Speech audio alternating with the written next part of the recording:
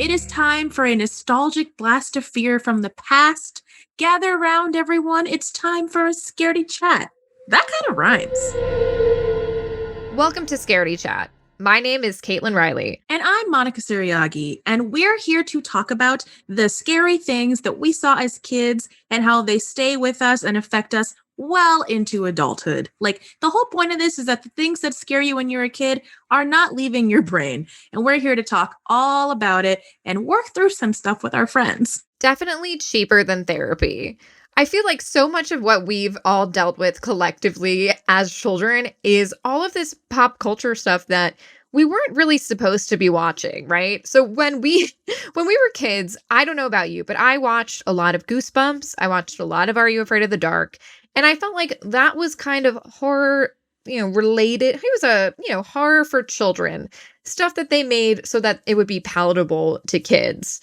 But the things that really stick with me aren't so much like the dummy from Goosebumps, which, while absolutely terrifying, was nowhere near as scary as the things that I accidentally watched on TV when I was way too young. Like Mars Attacks. I mean, I was not supposed to be in that theater. My dad, he didn't drag me there. I saw it on TV and I was like, Dad, we're going to see that. And he was like, okay, thinking I, at the tender age of 5, could handle it. And also, like, I used to read scary stories to tell in the dark. And yes, I was absolutely afraid of that. But there's also a lot of content that floats around that looks like it's for kids and it's not.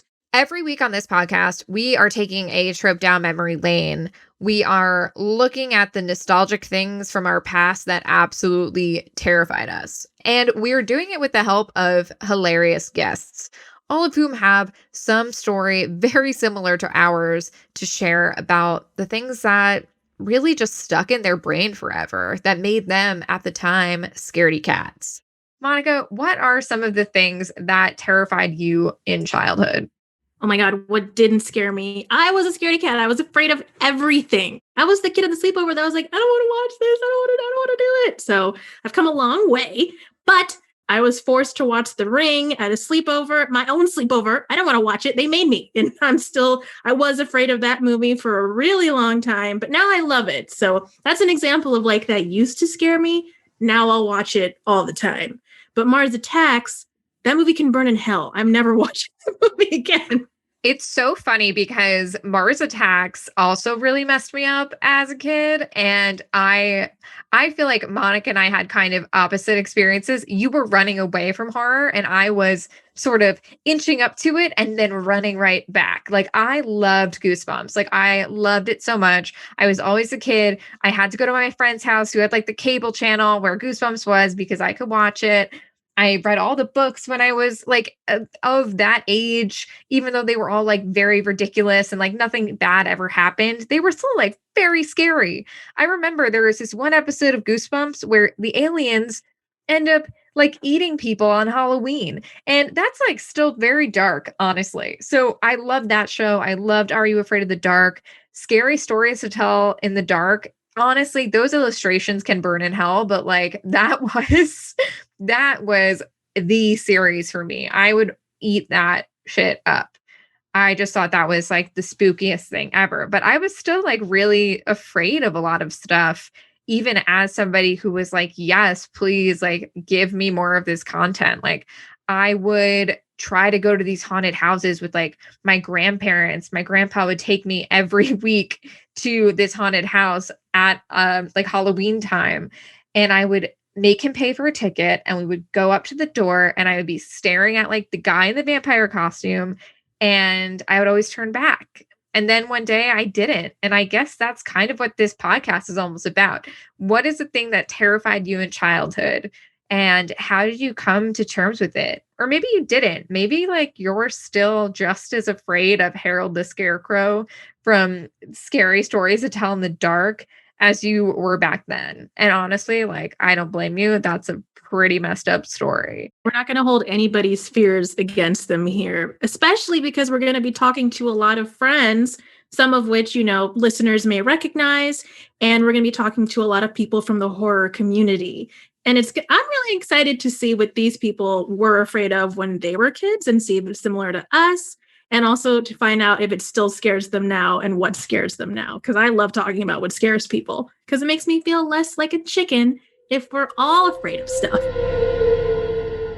So this week on Scaredy Chat, we have Benjamin Norris. He is an actor on the show Never Have I Ever, where he plays Trent.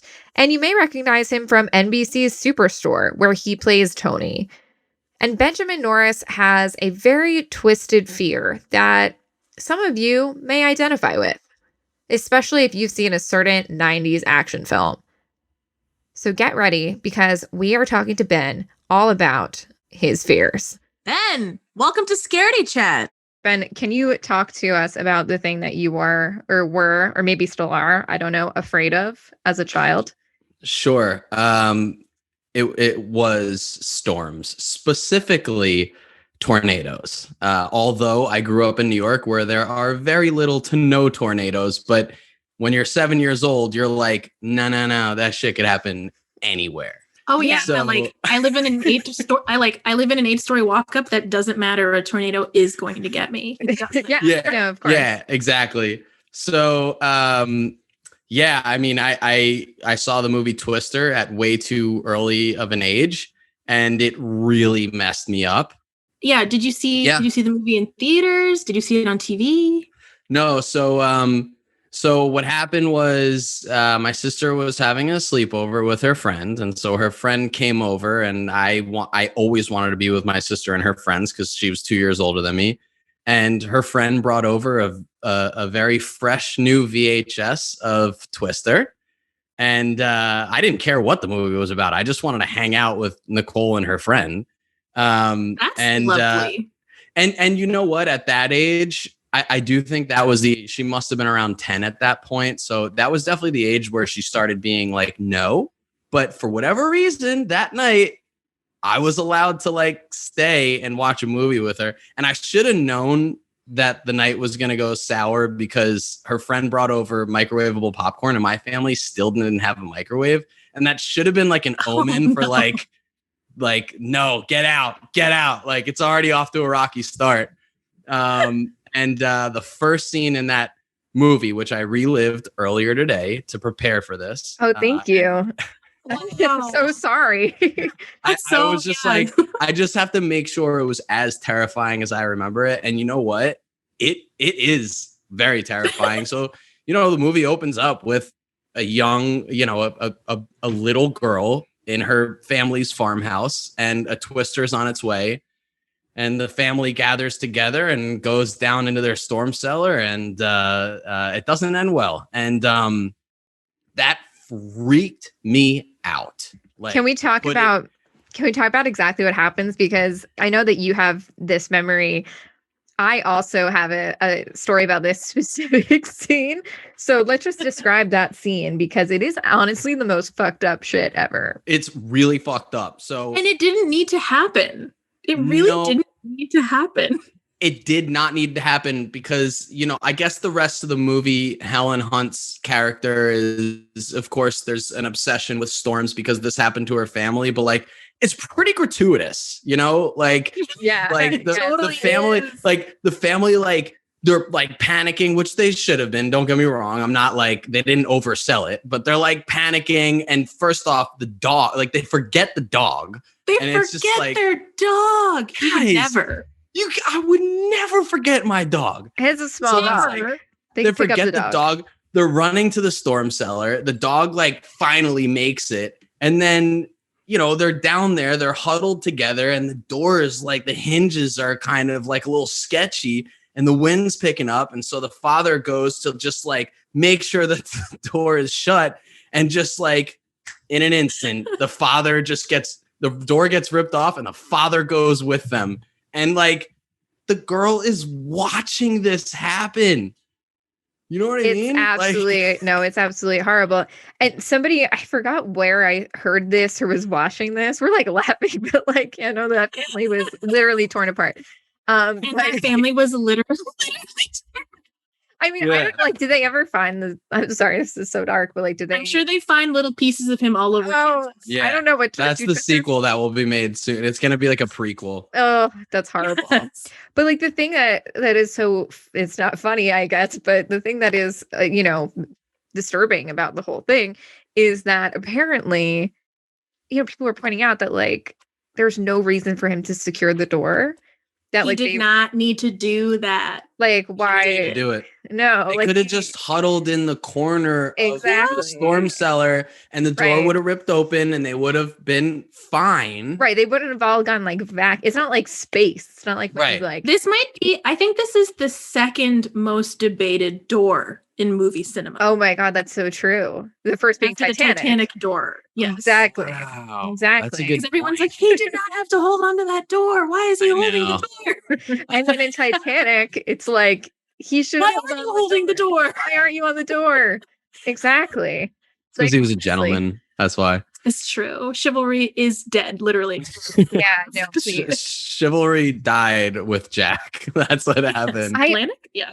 I also just never really understood the thing about Twister where like Helen Hunt's character becomes obsessed with Twisters. Wouldn't you be like, fuck, I never want to see another goddamn Twister my Yeah, entire life? It's not like her dad was murdered and she's going to spend Right. the rest of her Right. life trying to Yeah, find she's the not murderer. like trying to like avenge her. Yeah, exactly. Avenge her It's father. the weather. It's weather. Like, you can't do it. Like, what are you gonna do once you catch the Twister? Because she's literally like a storm chaser. Yeah, she's Like that's chasing. her job. Yeah. But like, what are you like? You can't really? That's the thing. It's like I'm sure that this movie was successful, but like you can't actually like you chase it to like take pictures of it, but you can't actually catch it. And if you did catch it, what was gonna happen? Like what? Yeah, Nothing. right. So That's very true. yeah, like I kind of wish. I weird. do kind of wish the movie went in the direction of like when Helen Hunt finally like got up close to a Twister, she should be like, "Hey, listen. You're tearing families apart. I'm just here to tell you." like It should have just ended with her monologuing at the Twister. That's how it should have ended. I'm not afraid Shooting of a you shotgun into anymore. it. But instead, it ends in this like serendipitous, beautiful. She's even at such a young age. The whole ending where she's looking. I'm like 7 years old, and I'm like, I don't think that's possible. No, I think it's just I like don't being buy more this. careful. Be Like more a careful. cow flew in the air, and like Helen Hunt could hang on to. Yeah, pole? it's Are Helen you Hunt. kidding me? Come on, of Dude, but course. also, so like, we're just saying now that like storms don't have feelings. You can't Right. get vengeance on them. right? But at allegedly. the same time, I feel like the storm in the climax was like coming for them. right, like Yeah, it's it was. purposeful. They cannot was. get away from it. Their only feelings are pure hatred of cows and also Helen Hunt's dad. Yeah. So, did you guys ever go to Florida's Universal Studios in like the 90s, early 2000s? There was a couple of rides at that theme park that were like borderline traumatic. Like they also had The Mummy, which I love that movie. I don't know if you guys have, of course, Brendan Fraser, Rachel I Weisz, can't remember it. I feel like Monica. I saw it. Monica. but I You can't have remember to. You I just I remember will Brendan rewatch it. Fraser. Brendan Fraser R.I.P. so Just good. kidding. He's not dead. No, he's not dead, but he's not as busy, I guess, as he was. But He's less busy. he's so charming. Like Ian is my fiance, which both of you know, but no one else knows if they're listening to this podcast, unless it is Ian.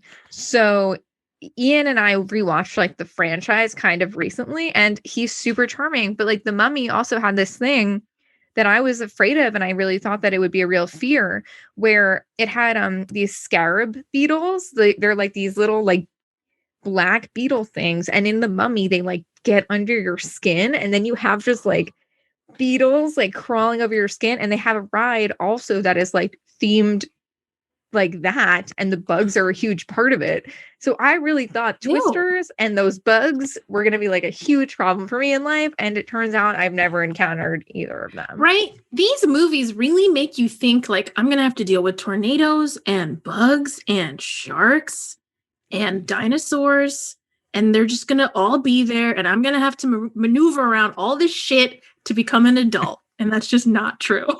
Like quicksand, like that's like the running thing, right? Like I thought that would be a huge issue. I've never experienced quicksand. And I feel like if I did experience quicksand, it would be a very different kind of situation from what I think it would be. Like I think it's just gonna be like I step in it and I slowly sink to my death. But I And don't if you think move, that's you how get it works. worse. Right. So I'm like, I don't know. I'd be fucked. So I think quicksand was like the boogeyman for a while. I think like back, I'm pretty sure like in the 70s, it was really hot for a while. You know, like Yes. quicksand was hot. You know, like you want a scary movie, like throw some quicksand in there. And like kill one of the bad guys in it. Yeah, kill one of the bad guys, make them squirm. So quicksand, like tornadoes, have a personality, and it's just mean. So yeah, exactly. I don't know why. They're here for one reason and one reason only. That's to destroy. That's all they're here for. They need therapy. They need to know, hurt natural disasters, hurt people. So well, my parents tried to tell me that like I don't really have to be afraid of tornadoes. And then actually not long after I saw Twister, there was like a tornado warning in New York. And I was even more afraid because I was leaving my friend's house that day. I distinctly remember this. And I'm walking to my parents' car, and my friend's dad loves anything scary. He's a major horror guy. So even storms, he used to love to scare us any chance he got. I'm walking to my dad's car. I remember this. I'm like 7 years old. And he goes, and watch out, there's a tornado warning tonight. Yeah. And I'm like, what? And my dad's like, don't worry about it. And that night, my parents woke us up and they were like, we got to go down to the basement because like it sounds scary out there. This is obviously my mom's decision because she is very afraid of storms as well. There was not a tornado that came across my neighborhood. Were they? Were you worried that your dad was about to get ripped out of your basement? Because I would have. Yeah, I know exactly. This is your worst fear. Okay, so I specifically remember just that my fear was that like we didn't have a storm cellar, we had a basement, but in my head it's just like the only way to survive a tornado is a storm cellar. Yeah. So I was like, we have a basement, not a storm cellar. Like if it comes through, like it's game over for all of us, for the whole Norris family. Like it's game over. Did you have a dog at the time? Was your dog with you? No, we had a cat, but was your cat okay? Our cat's name was Jenny. Jenny was not a fan of humans, so I doubt Jenny followed us into the basement. Honestly, I'm sure Jenny was sitting upstairs because like cats like have like they know things. Oh yeah. And I'm sure Jenny was probably like, these idiots think there's a tornado coming. They think that if the tornado came. Yeah, like Jenny knew. That's kind of amazing. So your mom kind of indulged this fear a little bit. I think so. Yeah. I mean, my father always like, so, just to say now I've come around. Okay. especially living in LA, like, I miss storms. I miss weather. And so anytime it rains here, I love it. I love seeing the storm clouds roll in, but when I was younger, my sister and my dad, they were totally fine with storms. They welcomed them. My mom always did a really good job of trying to hide her fear because she didn't want us to get residual fear. But I do think that there were times where she could have hit it a little better. Maybe just when she woke you up and took you to the basement in the middle of the night. I mean, we actually recently spoke about it, and I was like, Mom and Dad, was that necessary? I just want to know, like, was it necessary? I'll tell you the exact moment that I told myself, you have to stop being afraid of storms. It was a very, very, very embarrassing moment. I was a soccer player growing up. At one point, my father was my coach. And so we were having soccer practice. We were there with a bunch of teammates, and it was the beginning of practice. And these really scary storm clouds started rolling in, and like the rain didn't come yet, but like you could tell it was about to be bad. And all the kids, I mean, I must have been like 12 or whatever. And all the kids are like, oh, look at the storm clouds. Oh, it's about to rain. Like, but I'm not laughing. Like, I'm freaking the fuck out. Oh God, I feel so bad for your younger self. And like, no one's parents there except for my dad, because he's the coach. So he's like, all right, guys, let's all, like, I don't even know if my dad had a cell phone at that point. Maybe he was like, let's all go into my car and we'll figure it out from there. My dad had a little Toyota Corolla. So we go to the car. There's like 9 of us trying to pile. There's 9 of us trying to pile in. My dad gave me the keys earlier when we got out, and my dad's like, "Where's the key?" And I couldn't find it. And I'm like, "I don't know where it is. I don't know where it is." And everyone's laughing, and I just yell out, "Guys, if we die, it's my fault." And everyone, all the teammates just start laughing at me. And I remember thinking, like, you gotta curb this, dude. Like you're not dying. Like you're not, And that was really the moment where I was like, you have to figure this out. You got to figure this out. So that it started to affect your life. It started to affect your daily life. It did. That was the moment where I was like, we're turning it around. We're going to turn this around. I love that. That's like such a beautiful full circle story. Ben, I think we have some other things that we want to ask you about. Are you open to that? I'm very open to it. This is very therapeutic. Okay, good. Amazing. Let it all out. I'm letting it all out today.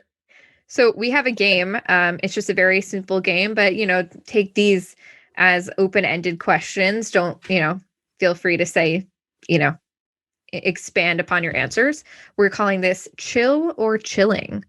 And basically we're going to ask you if you're chill with this or if this is chilling as in to terrifying. The core. Yeah, to the core, like a storm, if you will. Okay, excellent. Monica, you want to go first? We'll take turns. Yeah, okay. So, Ben, chill or chilling? Halloween Horror Nights pre-COVID. Chill. Chill. So you would go. I love haunted house. Growing up, I would go to these kind of things. Wait, is that what you were asking about? Halloween Horror Nights. Yeah. Like growing up, we used to go. So, like I said, I'm from New York, and there was this Rockland County. That's not where I'm from, but it's near me. It's a very heavily wooded area, and they had this really cool kind of like Halloween festival every year called Forest of Fear. And you would go, and it was the kind of place just like that. It was the kind of place there was multiple haunted houses, like scary guys walking around with like chainsaws, and like, I mean, back then, like they were literally carrying around like guns and stuff, and it was like, oh my god, definitely. I'm sure they've I'm sure they've changed that since then. But yeah, they probably don't carry around guns now. I don't believe they problematic. Do. I mean, they would. I'm like 11 years old. They're like chasing me with chainsaws. But I do get kind of an adrenaline rush from the whole Halloween thing and haunted houses. I do enjoy it. So I had been to this haunted house for like 3 years in a row. And every year I had begged my friends to come with me. And every year everyone said no. But basically it's this haunted house in the OC where you have to sign this like huge waiver. Maybe you've heard of this or been to it before. Yeah. It's multiple pages long. Yeah. It's more than one page. And basically, are they allowed to like touch you? Oh, not only do they touch they can you, electrocute you. They electrocute you. Yeah, it's so crazy. It's called the 17th They put bugs all over your body. So we went, and Monica and I, even though I think I'm so cool, we got these necklaces that like you can wear them, and that says like they can still touch you, but they won't electrocute you. But Eric did not do that, and so they also wouldn't put bugs on you. So Eric, who is brave, has this necklace on, or doesn't have the necklace on, and so he's allowed. No, he had one. Oh, but he tucked it. One, but he tucked it into his hoodie. Right. So he was like, I can take it out if I can't handle it, but I want to see what'll happen. But my favorite, everyone else in our group has the necklace, so they can't do anything to any of us except him. So they're focusing all the energy on him, and he got tased like many times, like more than he would have if all of us could have gotten tased. So like there was there was one room. Yeah, go ahead. There's this room where this is a fucked up haunted house. It's fun, like recommend it when it's not COVID time, because I think they did open last year and I don't think I would have gone, but sounds like Orange County. Yeah, right. It does. That's the scariest part, honestly, of it. But so there is a room where you're sitting in like a circle, like in these chairs, like basically electric chairs. And it has like metal or something, like your hands are strapped down and it has metal. And then you get And like there's a band keypad. around your head too. Yeah, it's super fun. So you get like a keypad and so they keep telling us like press like a certain button. They were like, press the button. And I was like, what button? I don't know what's going on. What do you mean? So we press the button and it all shocks Eric. And it's so sad. Oh, so Basically- you all shocked Yes. him. Like Milgram experiment style, but real. That's fucked up. Because Yeah. we could have if we all were really playing, we could have chosen each other. But since only he was playing, we all had to choose him. That is taking one for the team. But he didn't know. Like he didn't know. He didn't know. None of us understood. No, was nobody, happening. yeah, until like looking back. Wow. I Yeah. feel like this is the kind of place where like some groups go in as friends and leave as enemies. you Yeah, know? for sure. This could Yeah. ruin Good, relationships. yeah. But honestly, Eric was like was the Saw. champ. It was kind of like Saw, except for the not murdering anyone part. But yeah, it's Except when no one died. yeah. But Ben, if it's open this year, I will definitely text you because I'm still going. So it'll be fun. I'm definitely intrigued. Okay, so this is just a very simple one. You can pick the movie, but watching a horror movie by yourself at night, chill or chilling? Chilling. Chilling, so bad. So no. Yeah, You don't but do that. well, okay. So I think I'm confused by the whole like it is chilling, but I would still do it. But Okay. but I would have if I would do it, I have to say chill. I guess so. Yeah, I think that if you're chill with it, or if it's too chill, like I'm gonna switch to chill though. A Okay. few years ago, I had kind of a horror movie renaissance where I kind of like took back I was like, you know what, I'm gonna enjoy them, and now I do. Now I do. Is there a movie that you won't watch? That's not Twister, I guess. For the movie that really messed me up when it comes to horror movies, like The Sixth Sense ruined horror movies for me. I watched love that The way Sixth too Sense. young. But even when I started watching horror movies, I wouldn't watch it because of how badly it scarred me as a kid. And then I was actually just telling my girlfriend earlier that like two years ago, maybe I sat down and I was like, I'm gonna watch this alone, and I feel like I took it back, and that movie is like incredible. Like that's an incredible. Ben, It's not that's just like it's my not just favorite scary. movie. Yeah, it's not just scary. It's really an amazing movie. It's cerebral and it's just like Yeah, acting and is- it's sad and it's sad and it's Toni Collette is like I among love my her. horror queen of horror. she's among my Love top The best. actors. Little Miss Same. Sunshine's my favorite movie. So like, I United love States of Toni Terra. Collette. She's It's like, amazing. Yes. but yeah, so Sixth Sense, I finally like took it back and yeah. Have you ever thought about like, okay, what if I just did like a horror movie? Like what your role would be? Like, let's talk like classic slasher, I guess. Oh, I love that. yeah. Yeah. Classic slasher. Which archetype are you? So funny you should say that. The first feature film that I did was a horror movie. It's I think called I knew this. It's called Yes, WTF. Yes, you're okay. And I knew that. And I played the exact archetype that you think I would play. I played the stoner. I played Jacob the stoner. And I had the most fun shooting that movie. It was very, very small, like little indie B slasher movie, and it was so much fun. And I really think that was the kind of time that I was like, I want to revisit horror movies. Now that I've done one and been behind the scenes in one, I have a newfound appreciation for them. I can totally see that. Where does your character land in the death? You know, what order? Sequence. How far did you make it? I mean, yeah. I made it. I'm the last. I'm the last one. You're the final girl, final boy. So we have a final boy in our midst. Oh my God. Amazing. That's yeah. horror royalty. And it's a great death. It's a fantastic. I mean, so you do die. So spoilers, but you do die, I guess. Is that okay to spoil? Can I? I mean, that's up to Probably. you. If the movie's out, yeah, up to you. Yeah. Yeah. I would love to tell the quick story of shooting my death scene. I would love that. So since it was a very small budget, and the way, spoiler alert, the way I die is I get my intestines ripped out. Oh, yes. And a good way to go. And because it was such a cheap movie, we only had one prosthetic. So we had one shot at this. And they put the blood capsule in my mouth, and you have to bite it at the certain time at the point.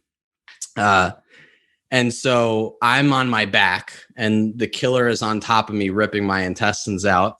And it was time for me to bite the capsule. I bit it, but it slid to the back of my throat. So I immediately started gagging. Oh, and I started gagging, no. and I really thought that I was gonna throw up on my co-star. And so I'm gagging, but I also understand that this is it. Like, we only have this opportunity, and so I just kind of actually stopped breathing. So I would and then I died, and I did the death, and then the director yelled cut.